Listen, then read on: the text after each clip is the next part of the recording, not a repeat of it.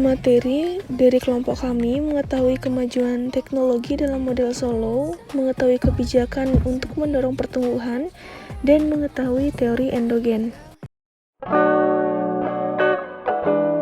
Model pertumbuhan Solow adalah model pertumbuhan ekonomi jangka panjang dengan melihat 3 faktor utama, yakni akumulasi modal, pertumbuhan tenaga kerja, dan produktivitas multifaktor. Untuk yang terakhir, ekonom merujuknya ke kemajuan teknologi, yang mana mempengaruhi 2 variabel lainnya yaitu tenaga kerja dan modal. Dalam teorinya, Solow menjelaskan bahwa investasi, tabungan, pertumbuhan penduduk, serta teknologi berpengaruh terhadap tingkat perekonomian dan pertumbuhannya. Adapun model dasar dari teori Solow yaitu Y sama dengan F dalam kurung K dikali L, di mana Y sama dengan output, K sama dengan modal fisik, dan L adalah angkatan kerja. Jika kedua sisi dibagi dengan L, maka hasilnya akan seperti Y sama dengan F dikali K, dengan Y sama dengan output per pekerja, dan K sama dengan modal per pekerja.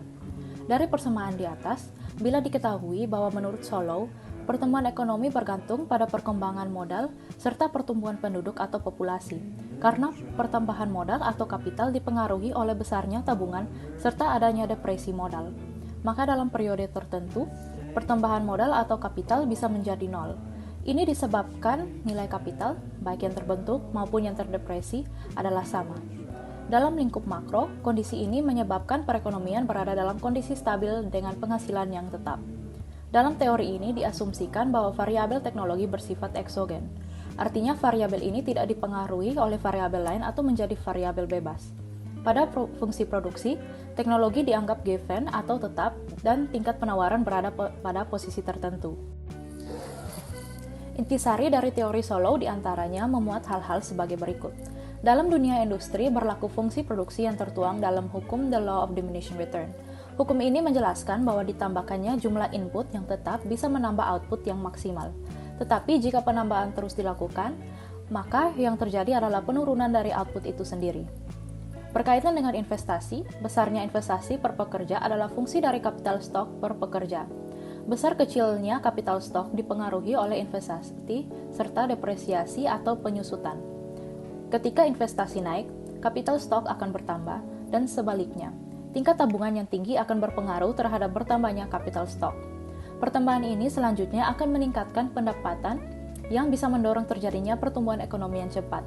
Pertumbuhan ini tidak akan terjadi terus-menerus. Ketika terjadi steady state level of capital, pertumbuhan ekonomi akan melambat.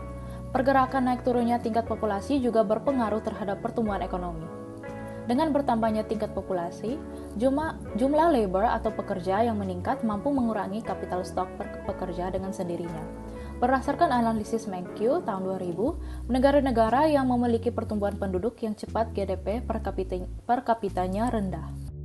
Dalam teori Solow, dikatakan bahwa kemajuan di bidang teknologi dimasukkan sebagai faktor eksogen. Dampak dari kemajuan teknologi ini bisa menciptakan pertumbuhan ekonomi yang sustainable atau berkelanjutan dengan cara mengoptimalkan efisiensi tenaga kerja. Hanya dalam kondisi steady state, tingginya tingkat tabungan juga mengarah kepada tingginya tingkat pertumbuhan. Ketika kondisi perekonomian berada dalam posisi steady state, pertumbuhan output per pekerja hanya tergantung dari kemajuan teknologinya. Menurut teori Solow, makin tinggi tingkat tabungan atau saving rate suatu negara, makin kaya negara tersebut.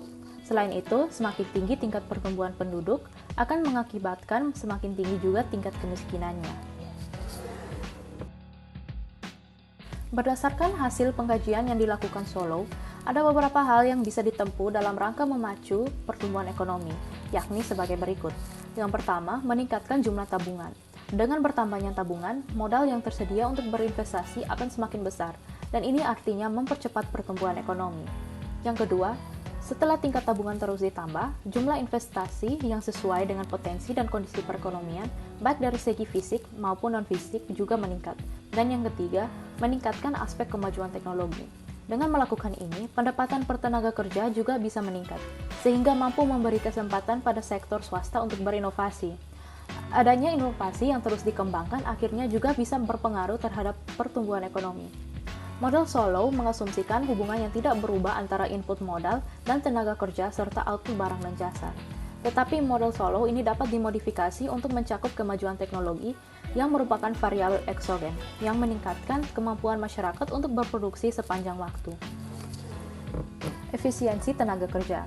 Untuk memasukkan kemajuan teknologi, maka harus kembali ke fungsi produksi yang mengaitkan modal total K dan tenaga kerja total L dengan output total Y.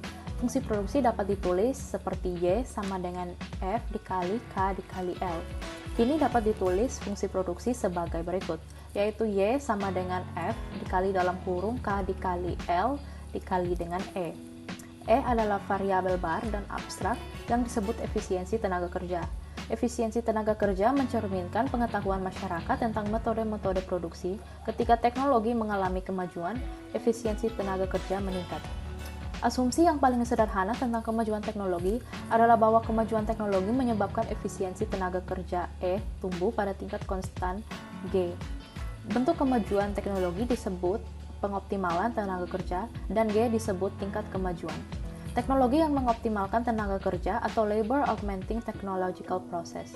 Karena angkatan kerja L tumbuh pada tingkat N dan efisiensi dari setiap unit kerja E tumbuh pada tingkat G, maka jumlah pekerja efektif yaitu L dikali dengan E tumbuh pada tingkat N tambah G.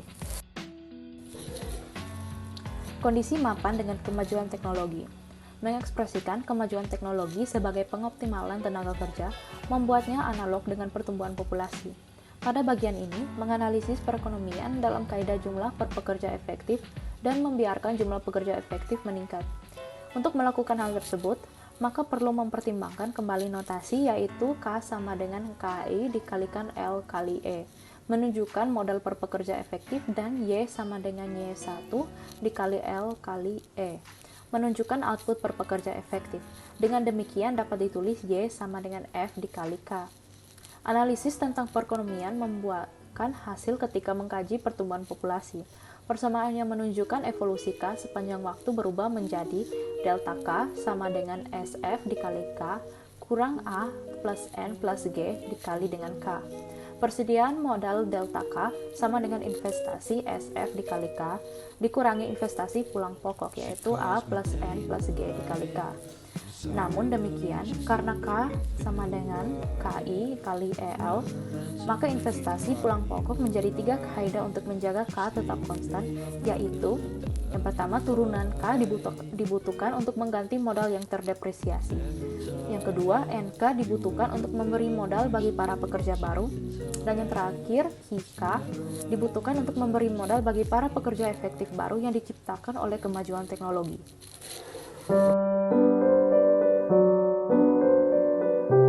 Pemerintah dapat mendorong pertumbuhan teknologi dan industri melalui kebijakan industri dan niaga. Kebijakan campur tangan pemerintah didasarkan pertimbangan dengan pusat di NSB tidak sempurna sehingga campur tangan pemerintah diperlukan untuk menanggulangi kegagalan pasar. Pada dasarnya kebijakan tersebut terdiri atas 2 unsur. Yang pertama, campur tangan fungsional dan campur tangan selektif. Campur tangan fungsional yaitu campur tangan yang dimaksudkan untuk menanggulangi kegagalan pasar tanpa mendahulukan prioritaskan suatu industri tertentu di dalam industri lain. Campur tangan fungsional ini dapat meliputi pembangunan pasaran fisik dan institusional seperti prasarana dan prasarana ilmu pengetahuan, teknologi, serta pendidikan. Selanjutnya adalah campur tangan selektif, khusus mendahulukan untuk memprioritaskan suatu industri tertentu atas dasar pertimbangan bahwa tanpa campur tangan selektif ini akan terjadi kegagalan pasar dan dampak eksternalitas akan menimbulkan suatu alokasi sumber daya yang suboptimal. Faktor lain yang perlu diperhatikan adalah kemampuan administrasi birokrasi pemerintah. Kemampuan administrasi merupakan kendala yang penting bagi campur tangan selektif. Administrasi ini sangat penting yang dapat diperhatikan karena campur tangan pemerintah yang selektif untuk menanggulangi kegagalan pasar justru bisa menimbulkan kegagalan pemerintah atau government failure, berupa pemborosan dan tidak efisien dalam penggunaan sumber daya produktif yang langka maupun kegagalan dalam mencapai tujuan, misalnya dalam internasional yang tinggi. Di samping ini, kegagalan disebabkan karena korupsi dan kolusi antar pejabat dan pengusaha. Campur tangan fungsional ini sangat diperlukan bagi NSB. Dapat jelaskan lebih jauh sebagai berikut. Campur tangan fungsional dapat berupa memperkuat prasarana fisik seperti pembangunan jalan raya, pelabuhan laut dan udara, jaringan telekomunikasi. Lain-lain juga dapat memperkuat institusi ilmu pengetahuan dan teknologi yang sudah ada, sehingga dapat berfungsi sebagaimana mestinya. Campur tangan fungsional ini dapat meliputi investasi yang teknik menghasilkan tenaga kerja teknik yang terampil dalam berbagai kegiatan industri.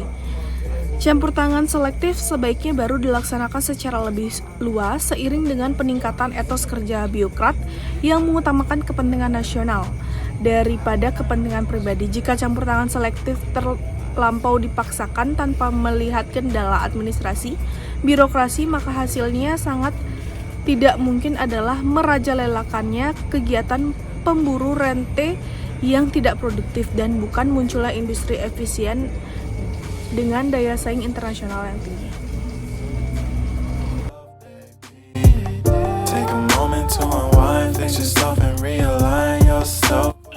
Untuk materi yang ketiga yaitu teori pertumbuhan endogen. Teori pertumbuhan endogen muncul pada tahun 1980-an yang mana menentang teori pertumbuhan yang neoklasik yang banyak diadopsi. Model neoklasik tidak mampu menjawab mengapa perbedaan pendapatan antara negara maju dan negara berkembang masih tetap bertahan. Padahal dengan asumsi pengembalian yang semakin berkurang, investasi modal membuat negara berkembang mengejar negara maju. Teori pertumbuhan endogen merupakan pengembangan dari model Solow. Teori pertumbuhan endogen berusaha menjelaskan bahwa sumber-sumber pertumbuhan adalah peningkatan akumulasi modal dalam arti yang luas. Modal dalam hal ini tidak hanya dalam sifat fisik, tetapi juga yang bersifat non-fisik berupa ilmu pengetahuan dan teknologi.